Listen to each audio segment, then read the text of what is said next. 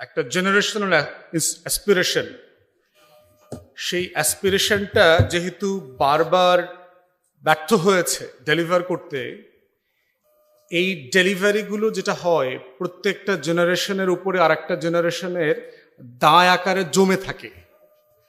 এবং এই জন্য দেখবেন যে ওই যে ঘরের একটা ছেলেকে ডাক্তার বানাতে চেয়েছে, তো প্রথম সন্তান মেডিকেলে চান্স পায়নি, তো তারপরে দ্বিতীয় সন্তানের উপরে বাপমা ভর করছে যে তোরে ডাক্তার বানাইয়াই ছাড়বো, তো ও মেডিকেলে চান্স পায়নি। এখন আর ধন বাকি আছে একজন, এখন তারে বুয়েটের কোচিংও করায়, মেডিকেলের কোচিংও করায়, বিশ্ববিদ্যালয়ের কোচিংও করায়, বাট দিন শেষে বলে তোর কিন্তু চান্স পাইতে হবে মেডিকেলে। এখন ওই যে ওরে চেপে ধইরা যে মেডিকেলে ভর্তি করানোর যে কনসিকুয়েন্স, আমরা আসলে রাষ্ট্র আকারে জাতি আকারে ওই জায়গাতে এসে কালডিস সাকেত পড়ে গেছি, ডেড এন্ডে ঢুকে গেছি, যে মানে আমাদের অবিশ্বাস, আমাদের ফেইলিওর, আমাদের কালেকটিভ এক্সপেকটেশন অ্যান্ড অ্যাসপিরেশনের যে ডেলিভারি হয় নাই, এইটা না হওয়ার কারণে আমার জাতির জেনারেশন আফটার জেনারেশনের সম্মিলিত স্বপ্ন আকাঙ্ক্ষাগুলো জমে গেছে এই গণ অভ্যুত্থানে। তো সেই সংকটের জায়গায় এসে একটা সমুদ্র পরিমাণ না পাওয়ার জায়গাটা একটা প্রত্যাশার সমুদ্রে পরিণত হয়েছে। এবং মনে হচ্ছে যে এবার না পেলে কি হবে, আমার হারাধন কি হবে, ও আবার কবে জন্মাবে। তো এরপরে হচ্ছে যে এরপর আর একটা গণ অভ্যুত্থান হবে কিনা, আবার মানুষকে জীবন দিতে হবে কিনা, এই রিয়েলিটিগুলো রয়ে গেছে। তো সেই জায়গাতে আমি বরাবরই খুবই আশাবাদী মানুষ। হিস্ট্রির ছাত্র, ইতিহাসের ছাত্র হিসাবে আমরা দেখেছি যে ব্রিটিশ পলিটিক্সে একজন বিখ্যাত লেফটিস্ট পলিটিশিয়ান আছে, টনি বেন, মারা গেছেন। অক্সফোর্ড ছাত্র ইউনিয়নের একসময় প্রেসিডেন্ট ছিলেন, এবং তার নেতৃত্বে হিটলার যখন ক্ষমতায়, তখন অক্সফোর্ড ছাত্র ইউনিয়নে একটা বিখ্যাত ডিবেট হয়েছিল, whether the students shall fight for the king, মানে আমরা এই ছাত্র সমাজ নতুন করে যদি আবার একটা যুদ্ধ লাগে, হিটলারের বিরুদ্ধে যদি যুদ্ধ করতে হয়, তাহলে যুদ্ধ করব কিনা। এবং ছাত্র সংসদ তখন বিপুল ভোটে তার নেতৃত্বে প্যাসিফিস্ট আইডিয়াতে ভোট দিয়েছিল যে আমরা যুদ্ধ করব না, কারণ প্রথম বিশ্বযুদ্ধ তখনও very fresh in their collective memory. তো সেই জায়গাতে আমাদেরও এই টনি বেনকে কেন মানে আমাকে রেলেভেন্ট মনে হচ্ছে এখন, তার ডায়েরিতে জেনারেশনাল ফাইট বলে একটা জিনিস তিনি এক্সপ্লেইন করেছেন, যে প্রত্যেক জেনারেশনের একটা নিজস্ব লড়াই আছে। আমাদের সমস্যা হচ্ছে আমার আগের জেনারেশন, আমার আগের প্রজন্ম তার লড়াইটা দায় আকারে আমার উপরে শুধু পাস করে দেয়, তার দায়িত্বের ফেইলিউরটা সে নেয় নাই। এই জন্য দেখবেন যে প্রত্যেক পূর্ব জেনারেশন যারা আছেন, যারা আমাদের রাজনৈতিক অগ্রজ, তারা কখনো এই আলোচনাটা করেন না তার জেনারেশন কিভাবে ফেল করেছে, কোথায় কোথায় ফেল করেছে, এবং ওই ফেইলিউরটাকে আমরা কিভাবে নতুন ডেলিভারি আকারে এখানে যোগ বিয়োগ করতে পারি, কাস্টমাইজ করতে পারি।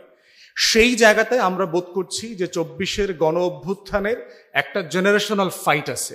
71 যেভাবে আমাদের বাবাদের জেনারেশনাল ফাইট ছিল, তার বাবাদের, আমার দাদার যেভাবে 47 একটা জেনারেশনাল ফাইট ছিল, 90-তে আমার বড় ভাইদের একটা জেনারেশনাল ফাইট ছিল, তেমনি আমাদেরও ছিল 24 একটা ফাইট। এবং এই ফাইটটার দাঁড়ি নাই, লড়াই, জাতি গঠন, রাষ্ট্র গঠনের যে লড়াই, এই লড়াইটা হচ্ছে কমা দিয়ে চলতে হয়। মানে এর আর একটা পরের লড়াই আছে, মানে ওই জায়গাটাকে আপনার খালি রাখতে হয়। আমরা যে ছোটবেলায় পরীক্ষায় পড়েছি শূন্যস্থান পূরণ করেন, দেখবেন যে এইটা এটা এটা এটা বলে দেয়, একটা বক্স খালি রাখে শূন্যস্থানটা পূরণ করবার জন্য। তো জাতির ইতিহাসের লড়াইটা হচ্ছে আমার 24-এর পরে আর একটা শূন্যস্থান তৈরি হয়ে আছে। এটাই হচ্ছে একটা বিপ্লব, একটা পরিবর্তন, একটা গণ অভ্যুত্থান, একটা যুদ্ধ, একটা ভোট, একটা সবকিছু ম্যাপ পরিবর্তন, এই সবকিছু মিলায় হচ্ছে সেই লড়াই। প্র্যাকটিক্যালি দেখেন যে আমাদের রাষ্ট্র গঠনের যে লড়াই, পৃথিবীর ইতিহাস বলছে মোটা দাগে 100 বছরের বেশি কোনো রাষ্ট্র থাকে না। মোটা দাগে আপনি যদি দেখেন, গত 100 বছরের মধ্যে পোল্যান্ড নামক দেশটা 2বার ম্যাপ থেকে হারায় গেছে, আবার 2বার আসছে। ফার্স্ট ওয়ার্ল্ড ওয়ারে তাকে দখল করে ফেলছে, দখল করে ম্যাপ চেঞ্জ করে ফেলছে। সেকেন্ড ওয়ার্ল্ড ওয়ারে যুদ্ধই তো শুরু হইলো, ড্যানজিগ করিডোর দখল করার মধ্য দিয়ে হিটলার পোল্যান্ডকে খায় ফেলছে প্রথম, আবার পোল্যান্ড তো রাষ্ট্র হিসেবে ফিরে এসছে। আবার দেখেন 100 বছর আগে কি বাংলাদেশ নামক কোনো রাষ্ট্র ছিল? ভারত নামে কোনো রাষ্ট্র ছিল? পাকিস্তান নামে কেউ ছিল? মালদ্বীপ, নেপাল, ভুটান, বার্মা, এই নামে কি কোনো রাষ্ট্র ছিল? ছিল না। তাহলে আমার আইডেন্টিটি, আমার জিওগ্রাফি কিন্তু একটা চেঞ্জেবল রিয়ালিটি। যেটা চেঞ্জ হয় না সেটা হচ্ছে ব্যক্তির স্বপ্ন। একটা কমিউনিটি, একটা পলিটি যে ডেভেলপ করে, এই পলিটির আকাঙ্ক্ষা পরিবর্তন হয় না। তারা ফ্রেম চেঞ্জ করে, কিন্তু তাদের স্বপ্নগুলো তারা ভিন্ন ভিন্ন ভাষায়, ভিন্ন ভিন্ন জিওগ্রাফিতে বাস্তবায়ন করতে চায়। থার্ড কথা হচ্ছে, জুলাই সনদকে দেখতে হবে আমার ঐতিহাসিক আকাঙ্ক্ষার জায়গায়। দেখেন 2005 সালে যখন বঙ্গভঙ্গ হলো, আপনি যদি হিস্ট্রি পড়েন, এই ভূখণ্ডের মানুষ যে কি পরিমাণ ইন্সপায়ার্ড হয়েছিল, যে পূর্ব বাংলা আসামের কিছু অংশ নিয়ে একটা নতুন অ্যাডমিনিস্ট্রেটিভ প্রশাসনিক শাখা হয়েছে, যেটার মাধ্যমে ব্রিটিশ কলোনিয়াল রুলাররা যারা আছে তারা কিঞ্চিত হলেও এখানে ডেভেলপমেন্ট করবে, কিছু কাজ করবে। এবং আপনি দেখবেন যে বাংলাদেশের প্রচুর primary school, high school, college দেখবেন ওই সময়টাতে প্রতিষ্ঠিত। স্কুলগুলো, কলেজগুলোর নামও দেখবেন interesting, jubilee school, jubilee college, এরকম দেখবেন খুব বিখ্যাত বিখ্যাত বিভিন্ন জেলাতে স্কুল কলেজ আছে, এবং সেটা সেই সময়টাতে হয়েছে 1905 থেকে 1911। আবার দেখেন মুসলিম লীগ তার 1 বছর আগে হয়েছে 4-এ, মুসলিম লীগের কনফারেন্স দেখেন এখানে হয়েছে শাহবাগে। তো সেইখানে মুসলিম লীগের প্রতিষ্ঠা নিয়ে নিখিল ভারত মুসলিম লীগ, মানে যেই মুসলমানরা মোঘল এম্পায়ার আকারে 1757, তারপরে হচ্ছে 1836 দিল্লি হারাইলো, এরপরে বাহাদুর শাহ জাফরকে রেঙ্গুনে পাঠাইলো, সেই যে ক্ষমতা হারানোর 500 বছরের গ্লোরি, সেখান থেকে সে দেখতে পাচ্ছে যে আবার একটা ইউনিটির জায়গা তৈরি হচ্ছে কিনা, কিন্তু সে আবার ফেল করলো। আবার দেখেন ঢাকা বিশ্ববিদ্যালয়ের প্রতিষ্ঠা 1921 যে লড়াই, নবাব সলিমুল্লাহ তার লাঠি উঠায় বড় লাটের টেবিলে থাপড়ায় বলছে যে আমার ঢাকা বিশ্ববিদ্যালয়ের প্রতিষ্ঠা পিছায় যাচ্ছে কেন, টাকা দিচ্ছেন না কেন, এবং তার বডিগার্ড কিন্তু তাকে তো গুলি করছে। এই কথাটা কেউ বলে না। নবাব সলিমুল্লাহ কিন্তু সেই গুলিতে গুলিবিদ্ধ হয়ে শহীদ হয়েছেন। 2 দিন পর তার লাশ ঢাকাতে এনে তাকে ভেরি হাই সিকিউরিটি মানে রিয়েলিটিতে তাকে দাফন করা হয়েছে। তো ঢাকা বিশ্ববিদ্যালয়ের প্রতিষ্ঠাও কিন্তু এরকম একটা ইউফোরিয়া তৈরি করেছে আমার জনগোষ্ঠীর মাঝে। আবার সেই ঢাকা বিশ্ববিদ্যালয়ে পড়া প্রথম জেনারেশন, তারা বোঝার চেষ্টা করেছে আমার একটা রাষ্ট্র লাগবে, আমার এই কমিউনিটির অধিকারকে তৈরি করবার জন্য। লাহোর রেজলিউশন, পাকিস্তান আন্দোলন, এবং দেখেন পাকিস্তান রাষ্ট্রটা বানাইছে কারা? আজকের পাকিস্তানিরা কিন্তু পাকিস্তান রাষ্ট্র বানায় নাই, বাঙালিরা বানাইছে পাকিস্তান রাষ্ট্র। 46-এর ইলেকশনে দেখেন মুসলিম লীগ পাকিস্তানের কোনো প্রভিন্সে মেজরিটি হয় নাই এবং সরকার গঠন করতে পারে নাই, এক্সেপ্ট ইন বেঙ্গল। তারা সরকার গঠন করেছে এখানে। কেন? ওই যে জমিনদারি প্রথা বিলুপ্ত করা হবে, ওই আমার কমিউনিটির আকাঙ্ক্ষা, আমার স্বপ্ন যে আমরা আবার সমান হব, আমরা প্রজা থাকবো না। তো এই যে ইউফোরিয়াটা তৈরি করলো পাকিস্তান রাষ্ট্র, জমিদারি প্রথা বিলুপ্ত করা, কিন্তু আবার এটা একটা ফ্রাস্ট্রেশন তৈরি করা শুরু করলো যখন দেখা গেছে যে মেজরিটির ভাষাকে ভাষা আকারে রেকগনাইজ করা হচ্ছে না। তার ভিতর একটা ফ্রাস্ট্রেশন, ডিপ্রেশন এবং একটা হতাশা তৈরি করেছে। আবার রাষ্ট্র প্রকল্পে হাত দিতে হয়েছে, আবার 71 তৈরি হয়েছে। তো এই কমাগুলোর কথা কেন বলছি? যে আজাদির লড়াইতে কোনো দাড়ি নাই। এই জন্য আমরা গণ অভ্যুত্থান নিয়ে যেভাবে গর্বিত, আমরা এটাকে সাকসেসফুল করতে চাই। অ্যাট দ্য সেম টাইম মনে রাখতে হবে এই লড়াইয়ের পরের শূন্যস্থানটার জন্য আমার লড়াইয়ের প্রস্তুতি নিতে হবে। সব কিছু এইবার আমি অর্জন করতে পারবো না। কোনটা প্র্যাকটিক্যালি এখনই অ্যাচিভেবল সেটা নিয়ে আমাকে লড়াই করতে হবে, কোনটা আমি আগামী দিনের ফাইটের জন্য রেখে দিয়েছি। এবং ইতিমধ্যে আমি বলছি যে বাংলাদেশের আগামী গণ অভ্যুত্থানের বীজ এই জুলাই সনদে লেখা হয়ে গেছে। যেভাবে 71-এর ঘোষণাপত্রে 17 এপ্রিলে লেখা ছিল যে বাংলাদেশে 1990 হবে, 2024 হবে, এভাবেই প্রত্যেকটা আন্দোলনের ইন্সপিরেশন এবং স্বপ্ন আকাঙ্ক্ষাটা পরবর্তী গণ অভ্যুত্থান, পরবর্তী আমার জাতি গঠন প্রকল্প, আমার রাষ্ট্র প্রকল্প তৈরি বিনির্মাণের বীজ বপন করে দিয়ে যায়। অতএব সেই জায়গায় রাজনৈতিক দল এবং পলিটি আকারে আমাকে দেখতে হবে যে আমার গণ অভ্যুত্থান পরেরটা কতটা ভায়োলেন্ট হবে, আর কতটা পিসফুল হবে, কতটা ডেমোক্রেটিক হবে, এবং কতটা হাসিনাকে ফেলে পালানোর মতো করে করতে হবে।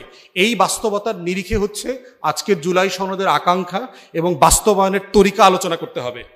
আমি ব্যক্তিগতভাবে মনে করি যে বাংলাদেশে সংবিধান আসলে এখন নাই, ডিফ্যাক্টো ডেড।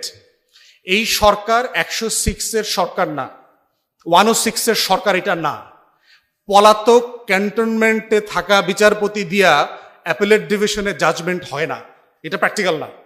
ওই জাজমেন্ট আমি পড়ছি এটা, এবং ওইটার পুরো গল্প একদিন আপনাদেরকে বলবো যদি সময় আসে, এইটা কেমনে কি করা হয়েছে, যে কিভাবে একটা গণ অভ্যুত্থানকে কাগজের ভিতরে, খামের ভিতর ঢুকায় দেওয়া হয়েছে, 106-এর ভিতর ঢুকায় দেওয়া হয়েছে। যে একটা গণ অভ্যুত্থান কখনো কোনোদিন খামে প্রবেশ করে না, খামকে ভেঙে চুরে নতুন খাম বানায় সে। অতএব সেই রিয়ালিটিতে আমি বোধ করি ডিফ্যাক্টো কনস্টিটিউশন ইজ ডেড। এর মানে কি হাইকোর্টে তারা প্র্যাকটিস করতেছে, উকিলরা তারা কি করতেছে প্রতিদিন কনস্টিটিউশনের এই ধারা ওই ধারা, আমরাও বলি কথা প্রসঙ্গে, আমরা অ্যাজ এ প্রেসিডেন্স আকারে এটাকে রেফার করি, কারণ এটা অফিসিয়াল, এটা দাফন কাফন হয় নাই, এইটা এখনো কবরস্থ করা হয় না, এটা এখনো মাটির উপরে আছে, এই জন্য ওইটাকে আমরা এখনো রেফার করি। এই জন্য মরহুম বলতেছি না, মরহুম সংবিধান বলি না, এটা জীবিত বলা হইতেছে ওই সেন্সে আর কি। তো তো সেই জায়গাতে হচ্ছে আমাদের রিয়েলিটি হচ্ছে, আমাদের গবেষণায় আমরা দেখেছি যে 43 থেকে 50-এর মতো আর্টিকেল এই সংবিধানের ইতিমধ্যে অমান্য করা হয়ে গেছে। আমরা যারা ধরেন এক্সাম্পল দেই, সংবিধানে বলে দেওয়া আছে বাজেট কোথায় পেশ হবে, বলে দেওয়া আছে না? এই বাজেট নামক বস্তুটা তো এক জায়গাতে পেশ হওয়ার কথা, এই বছর বাজেটটা কোথায় পেশ হয়েছে? তাহলে বিটিভিতে পেশ হওয়া বাজেটের উপরে ভিত্তি করে whether the state and government can collect taxes and VAT, valid question না? আমাদেরকে প্রশ্ন করার বিষয় না এটা? তাদের এই অথরিটি আছে কিনা? আজকে ধরেন as a taxpayer mister Majumdar is refusing to pay taxes, সে বলল যে বাজেটটা সংসদে পেশ করবার কথা ছিল, অতএব এই বাজেটকে আমি ভ্যালিড মনে করি না এবং এই ফাইন্যান্সিয়াল ইয়ারে আমি ট্যাক্স দেব না, এটা মজুমদার ভাই বললেন। Can the government enforce tax? তার বিরুদ্ধে কি মামলা করতে পারবে? মানে এই কোশ্চেনগুলো তো রেজ করবার সুযোগ আছে। তো প্রশ্ন হচ্ছে, প্রশ্নটা আসছে কোত্থেকে? Historical tea party movement, Boston পার্টিতে ফিরে যান। সেই 17th-18th সেঞ্চুরিতে বস্টন টি পার্টির লোকরা ডিসাইড করছে যে whether the British parliament can raise taxes or impose taxes upon the sugar businessman without consultation. Thomas Jefferson British পার্লামেন্টে গিয়ে বলেছে নো, দে ক্যানট। সেখান থেকেই তো টি পার্টির আইডিয়া আসছে, without no taxation without representation. Historical জায়গা, যে ট্যাক্স কে আদায় করতে পারবে? যার রাইট টু গভর্ন আছে, যে গভর্ন করবার জন্য লেজিটিমেট অথরিটি আছে। তাহলে এই যে ট্যাক্সেশনের ইম্পোজ করলো বাজেট আমাদেরকে, যেই বাজেট পেশ করার কথা ছিল সংসদে, সেই ট্যাক্সেশন এখন কিভাবে হচ্ছে? হু আর আওয়ার রিপ্রেজেন্টেটিভ? আমাদের প্রতিনিধি কারা? কে তাদেরকে নির্বাচিত করেছে? তাদের কি ট্যাক্স ইম্পোজ করার অথরিটি আছে? ইয়েস, আছে। এবং সেটা আছে গণ অভ্যুত্থানের কারণে আছে, সংবিধানের কারণে নাই। অতএব বুঝতে হবে যে অথরিটি কিভাবে তৈরি হয়, লেজিটিমেসি কিভাবে ক্রিয়েট হয়। সেকেন্ড এক্সাম্পল বলি আপনাদের বোঝার জন্য যে সংবিধান কেন মরহুম, জীবিত মরহুম আর কি, মানে মাটির উপরে মরহুম।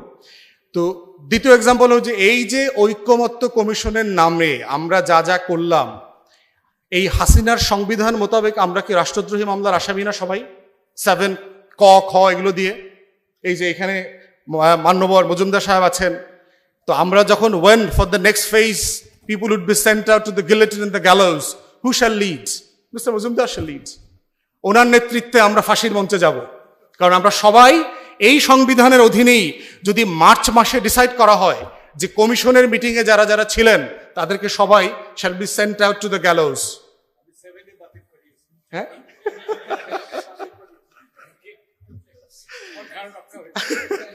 আমার না, ওনার নিজের জন্য কমিশনের মিটিংয়ে যেন। তাহলে চিন্তা করে দেখেন, এই যে আমরা এতদিন ধরে রাষ্ট্রদ্রোহী মামলার আসামিরা মিলে এটা করলাম, কিসের ভিত্তিতে করলাম? চিফ জাস্টিস অ্যাপয়েন্টমেন্ট হয়েছে, সংবিধানে বলে দেওয়া আছে হের সাথে পরামর্শ কইরা, হের নাম হের কাছে পাঠাইবো, হে অ্যাপ্রুভ কইরা তারা শপথ দিব, এটা বলা আছে। চিফ জাস্টিস কেমনে অ্যাপয়েন্টেড হয়েছে? এভাবেই চলতেছে। তাহলে প্রশ্ন হচ্ছে যে আমরা সংবিধানটা kind of a precedence, convention, tradition, practice আকারে অ্যাপ্লাই করছি। প্রবলেম হচ্ছে যারা আমরা নির্বাচন চাই অবিলম্বে, অথবা সকল রাজনৈতিক দল নির্বাচন চাচ্ছে, আপনি 106-এর সরকারের কাছে নির্বাচন চাইতে পারেন কিনা? কারণ 24-এ একটা নির্বাচন হয়েছে, নেক্সট নির্বাচন ইজ ডিউ ইন জানুয়ারি-ফেব্রুয়ারি 2029। আগামী নির্বাচন তো ডিউ হচ্ছে 2029-এর ফেব্রুয়ারিতে, জানুয়ারিতে। কিসের ভিত্তিতে আপনি নির্বাচন চাচ্ছেন? এখন বলতে পারেন সংসদ নাই তো।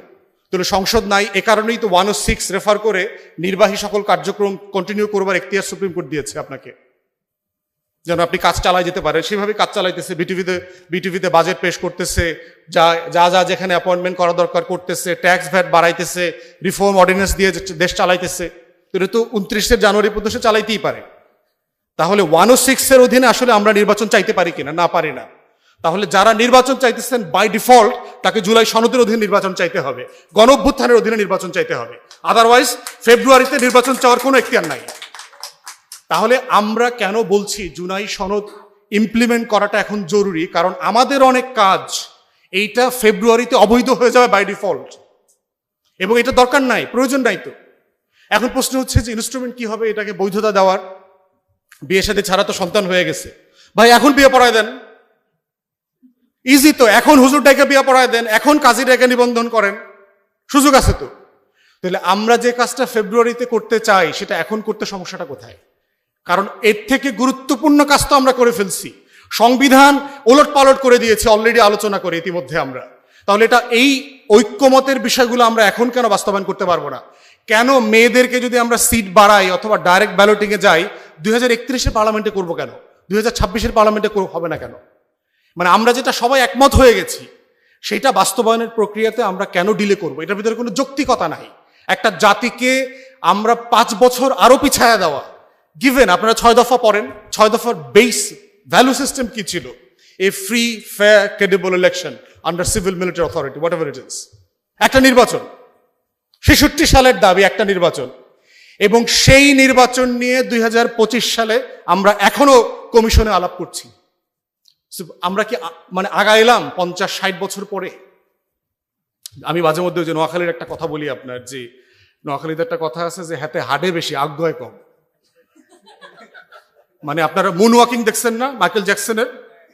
দেখছেন না ওই যে লাইট ধরে, যে মনে হইতেছে না মাইকেল জ্যাকসন যে গতিতে হাঁটতাছে কিছুক্ষণ পর কনসার্টের সীমানা পার হয়ে আসে তো খালে পড়বে, কিন্তু আসলে দেখতেছে হে লড়ে টরে না, হাঁটে কিন্তু লড়ে না, একই জায়গায় আছে। সো আমরা 66 সাল থেকে 2025-এর আলোচনায় we are exactly at the square one. এখনো বলছি ভাই আরো 5 বছর পরে করব। What's the point of it? Is it part of the nation building? Is it part of the state building? আমরা কালেকটিভলি যে রাষ্ট্রটাকে এগিয়ে নিতে চাই, কেন আমরা সেই রাষ্ট্রটাকে 5 বছরের জন্য হাইবারনেশনে পাঠাই দিব, পিছায় দিব? প্রয়োজন নাই তো। যে জিনিস আমরা সবাই একমত হয়ে গেছি সেটা এখনই ইমপ্লিমেন্টেশন করা দরকার, যেন দূরবর্তী সময়ের সময় নষ্টটা করা না যায়। ইনস্ট্রুমেন্ট, অনেক ইনস্ট্রুমেন্ট আছে, ইনস্ট্রুমেন্টের সবচেয়ে বড় ইনস্ট্রুমেন্ট হচ্ছে উইল অফ দ্য পিপল। আমরা একমত হওয়া মানে ইনস্ট্রুমেন্ট অ্যাগ্রিড। কাগজে কোন ইনস্ট্রুমেন্ট নাম দিব, এটা কি অর্ডিন্যান্স নামে ডাকবো? ওকে আমি কি বলে ডাকবো? ওকে কি বাবু বলে ডাকবো, খোকা বলে ডাকবো, দাদা বলে ডাকবো, ছেলে বলে ডাকবো, পোয়াপুরি বলে ডাকবো, কি বলে ডাকবো? ইট ডাজন্ট ম্যাটার, ওটা আমরা ঠিক করবো। Will of the people. আমরা যে শব্দে তাকে ডাকবো সেই আমার প্রেমিক, ওই আমার রাজকন্যা, যে নামে তাকে ডাকেন সে আমার সাগর কন্যা, তাকে নিয়ে ময়নাদ্বীপ বানাবো। আমার পারপাস হচ্ছে আমাকে ময়নাদ্বীপ বানাইতে হবে। আমি ওই নদীর পাড়ে বসে শুধু ময়নাদ্বীপের স্বপ্ন আর দেখবো না। 5 বছরের জন্য আমার স্বপ্নটাকে হোল্ড করে রাখার সুযোগ নাই। এখনই সাগর কন্যাকে নিয়ে ময়নাদ্বীপে যাইতে হবে, ওখানেই আমার দ্বীপ বানাবো, ওখানেই আমার রাজপ্রাসাদটা বানাবো। অতএব সেই জায়গাতে আমরা বোধ করছি সনদের আকাঙ্ক্ষা বাস্তবায়ন সবকিছু এখনই করা সম্ভব। আমরা একমত হলেই চলবে, যেগুলোতে আমরা একমত হয়ে গেছি সবাই। এবং এই সনদের অধীনেই নির্বাচনটা আমাদেরকে বৈধতা দেওয়ার প্রশ্ন আসতে হবে, শুধু নির্বাচন না, শপথ ইনক্লুডিং। 72-এর সংবিধান এবং 54 সংবিধানের অধীনের যে শপথের তর্ক আমরা গত বছর দেখেছি, ওই শপথে আমরা যেতে চাই না। এই সনদ, মাননীয় এখানে কমিশন সদস্য আছেন, আপনারা একটা শপথ প্রস্তাব করেন, আগামী সংসদের এমপিরা জুলাই সনদের অধীনে শুধু নির্বাচিত হবেন না, শপথও নেবেন। কারণ হচ্ছে আমি চুপ্পুর কাছে গিয়ে আর শপথ দিতে চাই না, এটা সম্মানিত না, এটা গণ অভ্যুত্থানের সাথে বেইমানি করা হবে যদি আমাদেরকে এখনো চুপ্পুর অধীনে শপথ দিতে হয়। সিম্পলি 72-এর সংবিধানের অধীনে শপথ নেওয়ার জন্য 2400 লোক জীবন দেয় নাই, প্র্যাকটিক্যাল না, এটা প্রয়োজন নাই আমার। ফাইনাল কথা হচ্ছে জুলাই সনদে যেটা মিসিং পয়েন্ট সেটা হচ্ছে what shall be the status of Awami League, the deposed regimes and their allies. এই বিষয়টা জুলাই সনদে সিরিয়াসলি আমাদের আনা দরকার বলে আমি বোধ করছি। আওয়ামী লীগ প্রশ্ন, জাতীয় পার্টি প্রশ্ন, 14 দলের প্রশ্ন, বাংলাদেশের ডিল না করে জুলাই সনদ করা মানে হচ্ছে দিল্লির আধিপত্যবাদ ফিরে আসা, দিল্লির পলিটিক্যাল হেজিমনি, কলকাতার কালচারাল হেজিমনি ফিরায় নিয়ে আসার জন্য একটা লুপোলের জায়গা রাখা।